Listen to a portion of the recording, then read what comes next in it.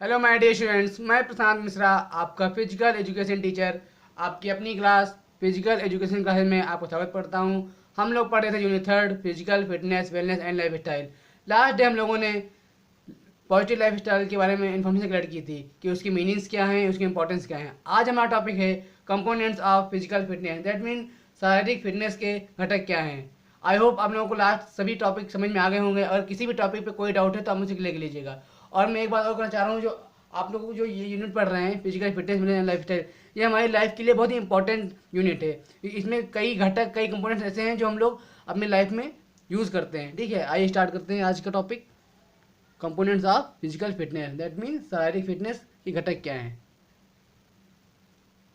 मैं आपको डिफिनेशन बता देता हूँ, उसके बाद मैं समझाता हूँ आपको।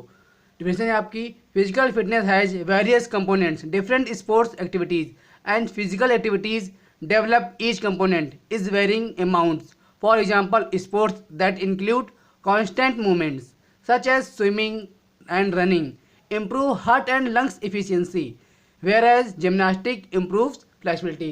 That means अगर सिंपल लैंग्वेज में कहूँ तो शारीरिक फिटनेस के विभिन्न घटक हैं। विभिन्न खेल गतिविधियों और शारीरिक गतिविधियों प्रत्येक घटक को अलग अलग मात्रा में विकसित करता है। उदाहरण के लिए हम कहें तो ऐसे खेल जिनमें निरंतर गति स्पीड शामिल होती है, ठीक है, जैसे कि तैराकी, स्विमिंग करना, रनिंग करना, और हार्ट से रिलेटेड जैसे कि कार्य क्षमता में सुधार आता है उससे हमारे, ठीक है। और जबकि जिम्नास्टिक में फ्लेक्सिबिलिटी में इम्प्रूव होता है, हमारी फ्लेक्सिबिलिटी जो होती है वो जिम्नास्टिक करने से इम्प्रूव होती है।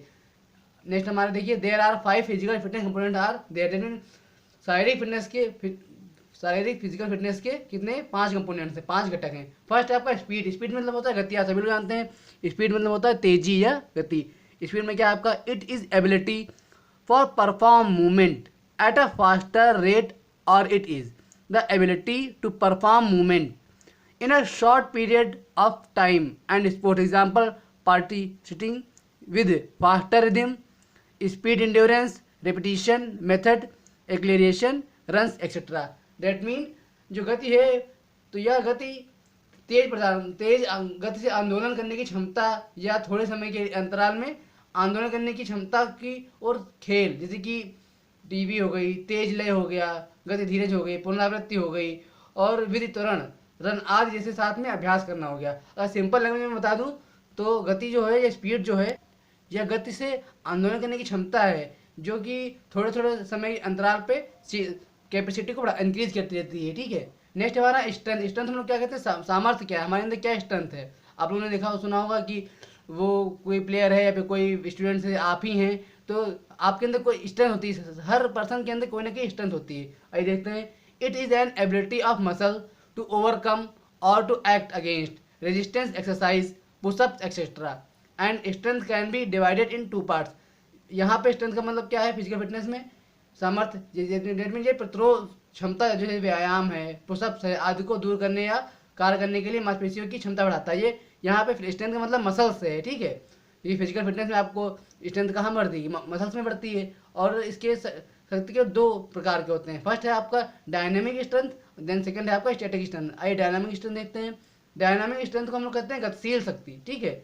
इसमें आपका क्या है, dynamic strength can be called isotonic strength because it is related to the movements in pullups and require dynamic strength. That mean गतिशील शक्ति को आइसोटोनिक गति कहा जाता है या शक्ति कहा जाता है, क्योंकि यह आंदोलन से संबंधित जैसे पुलअप्स हो गए, हमें गतिशील ताकत आवश्यकता होती है, ठीक है। नेक्स्ट हमारा static strength. Static strength is also called isometric strength, इसको हम लोग आइसोमेट्रिक कहते हैं, ठीक है। It is the ability of muscles to act against resistance. Static strength can be measured by dynamometer. यानी स्टैटिक स्ट्रेंथ को आइसोमेट्रिक स्ट्रेंथ भी कहा जाता है, और यह प्रतिरोधों के विरुद्ध कार्य करने वाली मांसपेशियों की क्षमता है, और इसे डायनामीटर द्वारा मापा जा सकता है। नेक्स्ट हमारी हेडिंग इंड्योरेंस। इंड्योरेंस मतलब क्या होता है, धीरज रखना, ठीक है।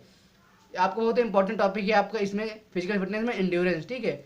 It is the ability to sustain और कंटिन्यू एक्टिविटी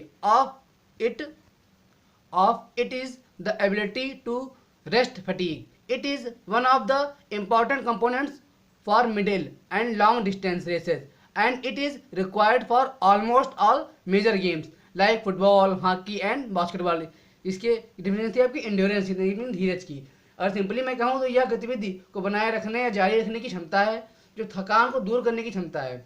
और इसके मध्य में लंबी दूरी जैसे कि लॉन्ग डिस्टेंस रेस हो गई, ठीक है, महत्वपूर्ण घटक में से एक है। और यह लगभग सभी इंपॉर्टेंट स्पोर्ट्स जैसे कि फुटबॉल हो गया, हॉकी हो गया, बास्केटबॉल होगा, इसके लिए आवश्यक होती है। इंड्योरेंस जो है ये फुटबॉल खेलने के लिए, इससे हमारा होता क्या है, इससे हमारी जो कार्य करने की क्षमता होती है, जो हमारी गतिविधियाँ होती हैं, उसमें हमारी थकान को दूर करता है, ठीक है।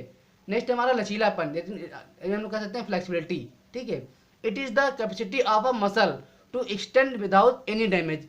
Flexibility is measured by range of motion around a joint. It is affected by muscle length, joint structure and other factors. It is measured through flexometer. और सिंपली मैं कहूँ तो यह बिना किसी छत के विस्तार की मांसपेशियों की क्षमता है। जैसे कि फ्लेक्सिबिलिटी को एक संयुक्त रूप में आसपास गति की सीमा से मापा जाता है, और यह मांसपेशियों की लंबाई हो गई और संयुक्त संरचना और अन्य कारकों से प्रभावित करता है ये हमको, और इसे फ्लेक्सोमीटर के से मापा जाता है। अगर मैं बहुत सरल लैंग्वेज में आपको समझाऊँ, इजी लैंग्वेज में समझाऊँ, तो फ्लेक्सिबिलिटी वह लचीलापन होता है जो हमारी बॉडी को मूव करता है, ठीक है। जो हमारे बॉडी में जो जॉइंट्स होते हैं उनको, और जो मसल लेंथ होती है, उनके स्ट्रक्चर में हमको ये हेल्प करता है, ठीक है। नेक्स्ट हमारा है कोऑर्डिनेट एबिलिटी, दैट मीन समन्वय की क्षमता क्या है। It is the ability of the body to perform movement with perfection and efficiency. In other words, it is ability to change movement or direction in the shortest time without getting disbalanced. अगर simply बोला जाए तो यह शरीर की पूर्णता और दक्षता के साथ गति करने की क्षमता है, जो अगर दूसरे शब्दों में कहें हम तो यह असंतुलित हुए बिना कम से कम समय में आंदोलन या दिशा बदलने की क्षमता है। अगर सिंपली मैं और इजी लैंग्वेज में आपको बता दूं, कोऑर्डिनेटिविटी क्या होती है। कोऑर्डिनेटिव का मतलब क्या होता है, पहले आप इसको समझिए। कोऑर्डिनेटिव का मतलब होता है आपका समन्वय, ठीक है। तो हमारे किससे समन्वय करता है फिजिकल फिटनेस में, ये हमारा समन्वय करता है हमारी दक्षता और क्षमता के साथ में। जो हमारी बॉडी की दक्षता होती है और जो हमारी कैपेसिटी होती है, ठीक है, बॉडी की जो हमारी स्पीड होती है और कैपेसिटी होती है, उसका समन्वय होता है कोऑर्डिनेटिव एबिलिटी में, ठीक है। जिससे हमको डिसबैलेंस में असंतुलित होने से बचाता है, ये हेल्प करता है हमको असंतुलित और डिसबैलेंस नहीं होने देता है, ठीक है। आई होप आपके 5 पॉइंट्स थे फिजिकल फिटनेस कंपोनेंट्स के, आपको क्लियर हो गए होंगे। अगर कोई भी डाउट हो तब क्लियर करिएगा। मैंने डिस्क्रिप्शन में वीडियो के PDF फाइल सेंड कर दी है, अटैच कर दी है, आप लोग वहाँ डाउनलोड भी कर सकते हैं अगर आपको कोई प्रॉब्लम हो रही सीन करने में।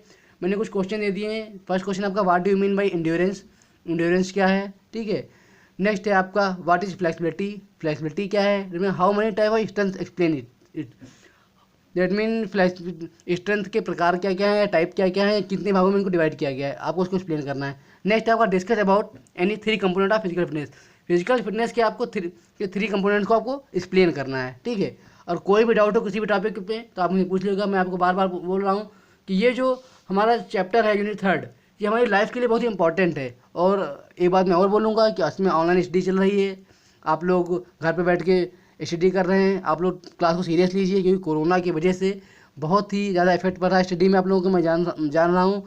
लेकिन आप लोगों को हेल्प करेंगे तो हम लोग क्लास को और भी सक्सेसफुल बनाएंगे। Thank you.